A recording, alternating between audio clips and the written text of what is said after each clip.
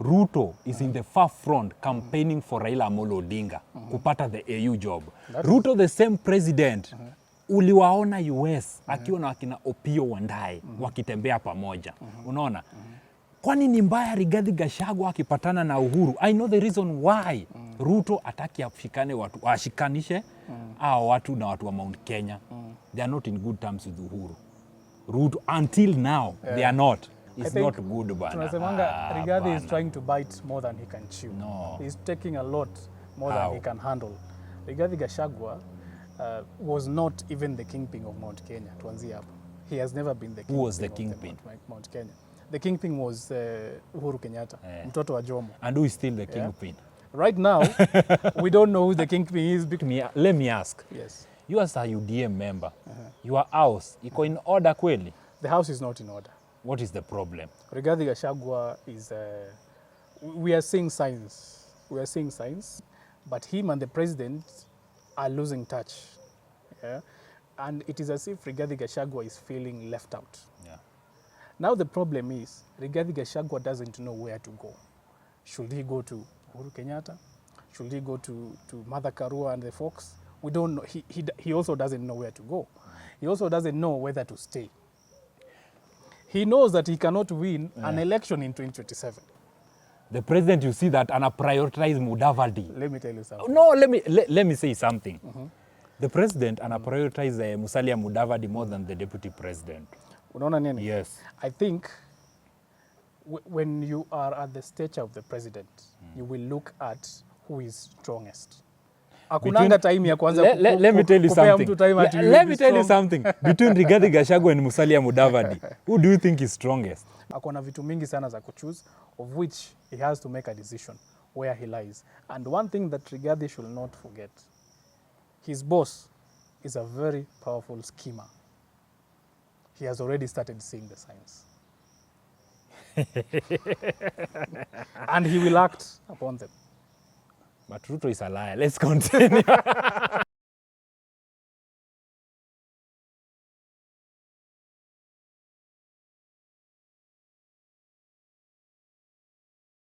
Hello guys, welcome to my YouTube channel. Thank you so much for the support. Thank you so much for the love. Nyinyi watu true sana. On today's story on political arena. The UDA guy is back again.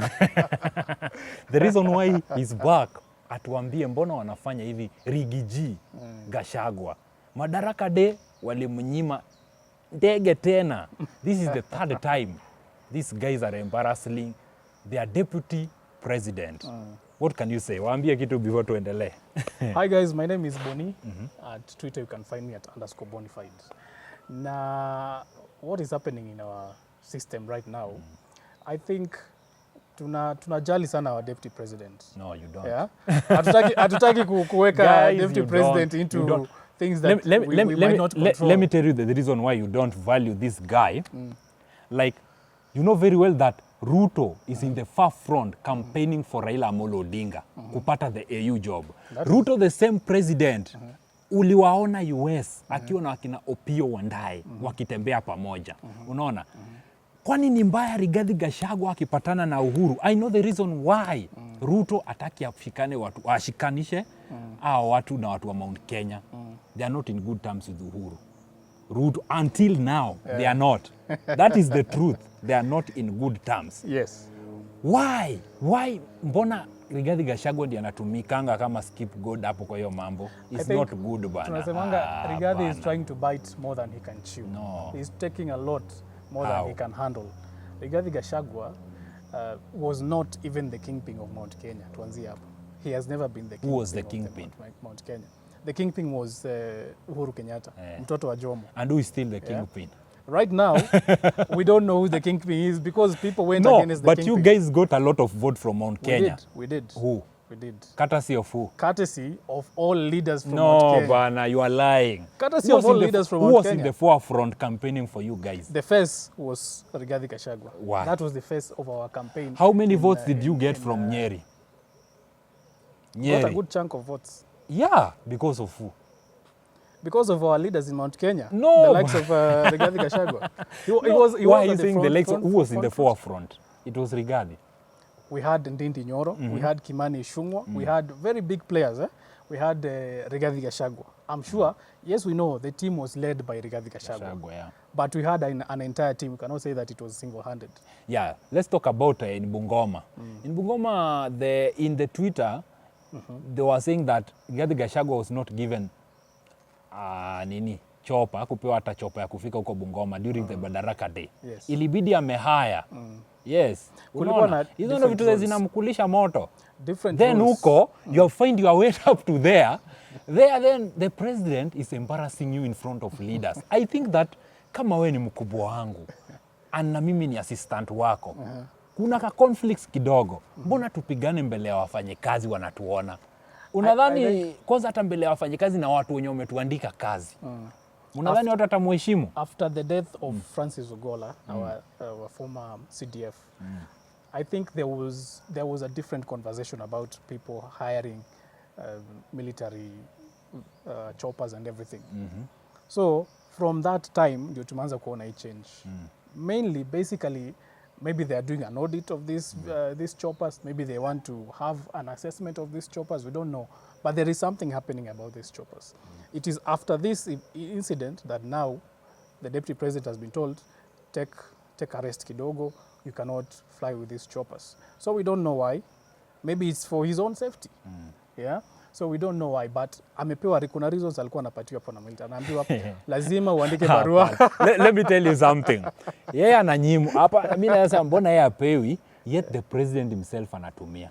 Ya president inakuwa designate. Unaona nini? Ya president inakuwa designate. Hiyo ni yake, hiyo ni Air Force One ya Kenya. Hakuna mtu mwingine anaweza tumia hiyo ndege. But when Rigathi comes to borrow a chopper, yeye atapatiwa hizi zingine zenye top military officials pia apatiwa hata sahi. Hakuna kitu amepatiwa. It's on record. Akisema yes, hajapatiwa. Mara 3. Ndio nasema yeye haizi poa ya president. Na anasema kuna watu wenye let me ask. Yes. You as a UDM member, your house iko in order kweli? The house is not in order. What is the problem? Rigathi Gachagua is we are seeing signs. We are seeing signs that maybe Rigathi Gachagua is, I'm an outsider. I'm not speaking as an insider. Yes, you are talking as a supporter. Yes. I think we are seeing Rigathi Gachagua coming out to complain about some things that are happening inside the party. We don't know exactly what is happening, but him and the president are losing touch. Yeah? And it is as if Rigathi Gachagua is feeling left out. Yeah. Now the problem is, Rigathi Gachagua doesn't know where to go. Should he go to Uhuru Kenyatta? Should he go to Mudavadi and the folks? We don't know. He also doesn't know where to go. He also doesn't know whether to stay. He knows that he cannot win an election in 2027. So the match that Rigathi Gachagua can do is to make William Ruto lose the election. Can you see a combination between Rigathi Gachagua and Kalonzo Musyoka 2027? It is going nowhere. It is going absolutely nowhere.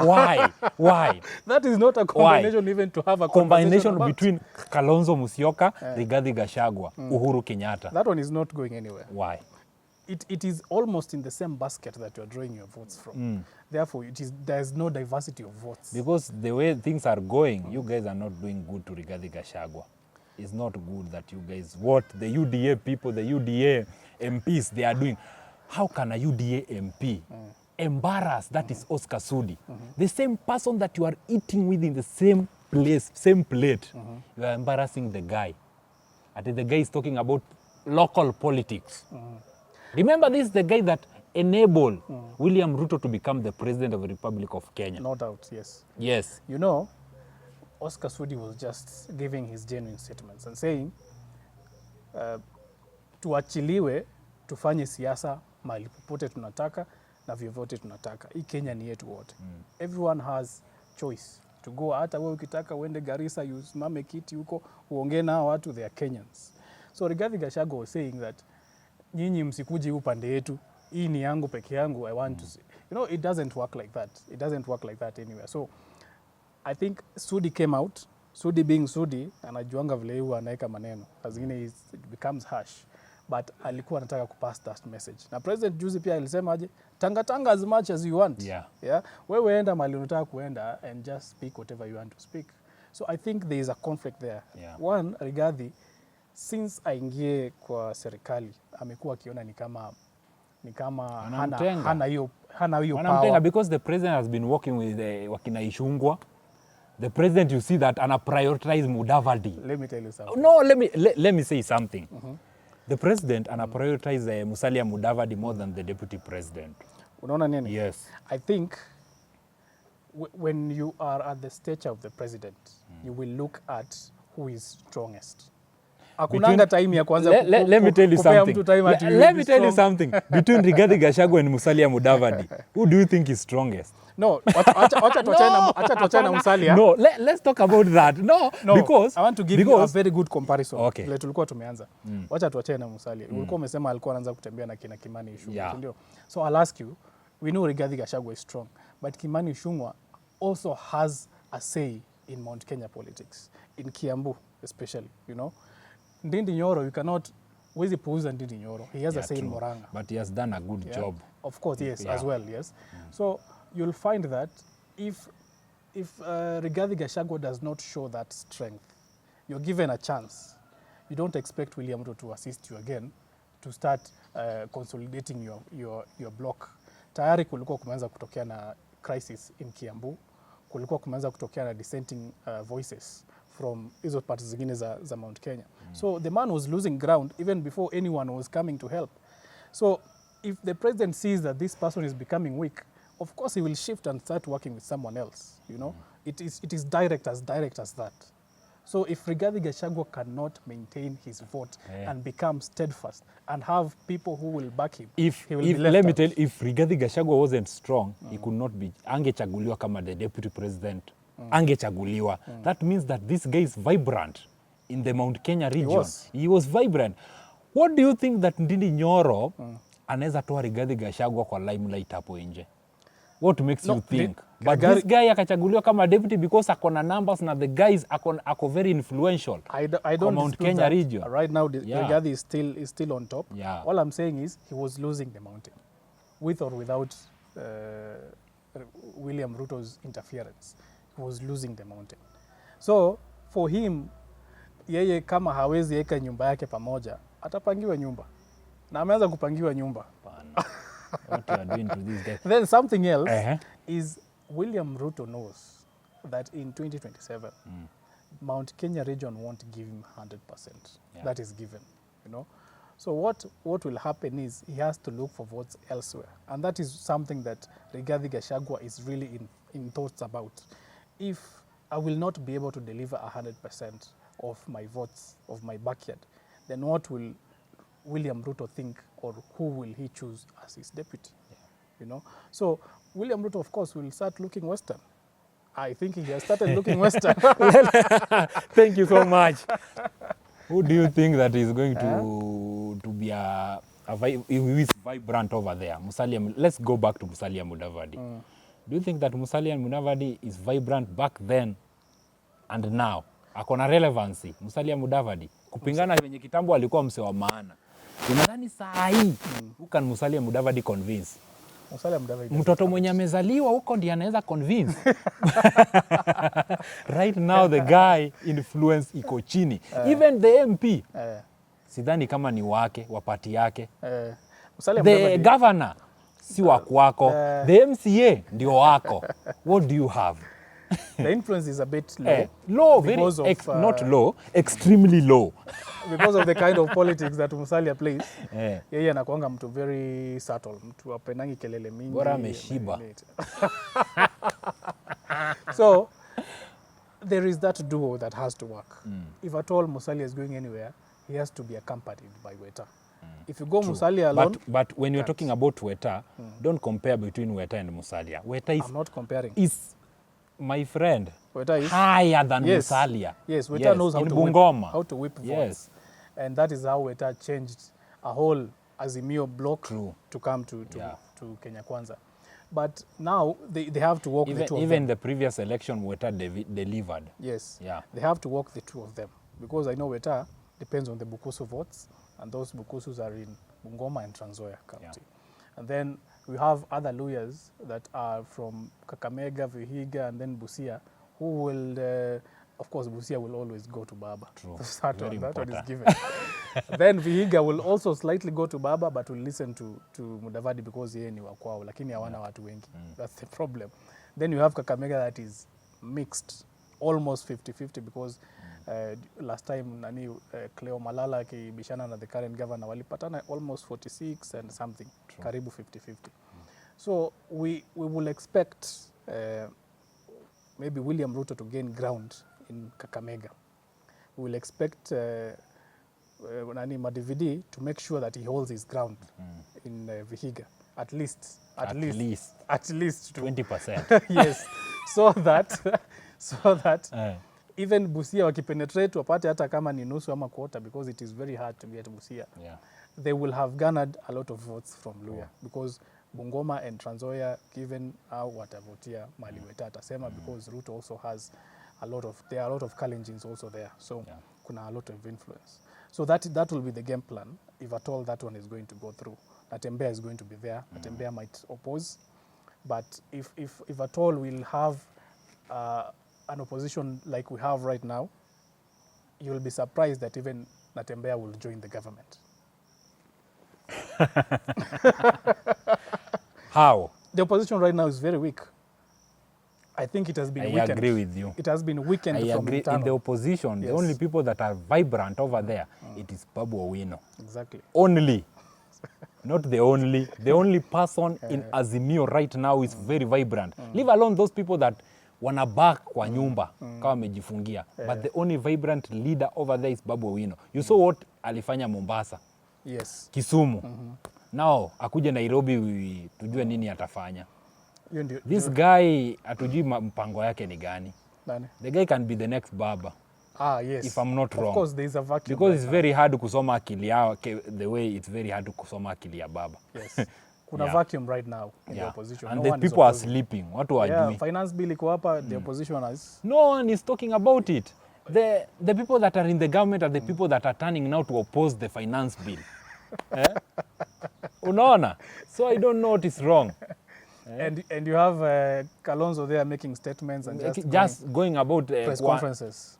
So I think those are the dynamics that are happening right now with Rigathi Gachagua. Akona vitu mingi sana za kuchoose, of which he has to make a decision where he lies. And one thing that Rigathi should not forget, his boss is a very powerful schemer. He has already started seeing the signs. And he will act upon them. But Ruto is a liar. Let's continue. It's a political... People usually say that this guy is a political con man. He's the president right now. But he's a political con man. It doesn't matter what you call it. The guy started from being an MP to the presidency. This guy is a political con man. It means that he uses people like a ladder. When it have already used you have to craft your ways. Yeah, that's what I can say. As we finish, what can you say about UDA? What can you say about UDA and Rigathi Gachagua as we finish? What's your plan? What's your plan, you guys? I think the future of UDA, the UDA will still remain. It will be the vehicle that will take the president to the next regime. He will make sure that the UDA is firm and bold. So whatever will happen, ni kama mtu tu exit UDA. But I don't believe that Rigathi atatoka na UDA. The UDA will still remain, but it will absolve these parties to make it new again. Kitu kama ya Mudavadi, I think ako willing kuleta He's very willing. So Weta ndio kidogo. So that's the reason why I can see that Rigathi Gachagua is feeling afraid that Weta ndio hatujui kama atafold, but we know that Mudavadi Weta doesn't even have a party.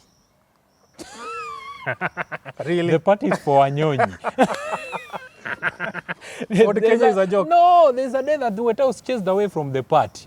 I remember. Yeah, so the party isn't his, so he cannot do whatever that he wants to do. But yeah, that is the plan. Wataji reinvigorate, wakuje waeke a new feeling to the party, and then they will push it to the next. I'm sure William Ruto will be very keen to have key Mount Kenya leaders. True. The likes of Waiguru, the likes of Ndindi Nyoro, the likes of Kimani Ichung'wah, the former woman rep of Murang'a, alikuwa Azimio. alikuwa wenu sana. Ilikuwa inaitwa, nimesahau jina yake. Sabina Chege. But Sabina Chege is very silent. But Kanini ajalipwa bado ya kwanza campaign. Akilipwa. Hey, we are very glad to have Sabina Chege. Yeah. And then we'll have Kanini Kega and etc. So it will be a very new, vibrant party. The UDA will only expect to have half of Mount Kenya. Let's wait and see. Let's wait and see if the UDA will put their house in order. But if everything comes hard, Gachagua, you are welcome to Azimio party. Never. It's a very nice party. You are going to enjoy. Rigathi Gachagua, the deputy president, you are welcome in Azimio. Azimio love people. We love you as the deputy president. We highly welcome to work with Kalonzo Musyoka. And you are going to be the next deputy president as we vibe in for Kalonzo Musyoka to be the president of the Republic of Kenya 2027. Say something. That ship is not going anywhere. What do you mean? That ship is not sailing. But your ship is... It is not even leaving the dock. How? They should not lie to you. How? So Rigathi Gachagua should be the deputy president again. That's a lie, man. But he's ready. Lack of ambition. As we finish, let's meet next time. Until next time, game over. Wanaweza.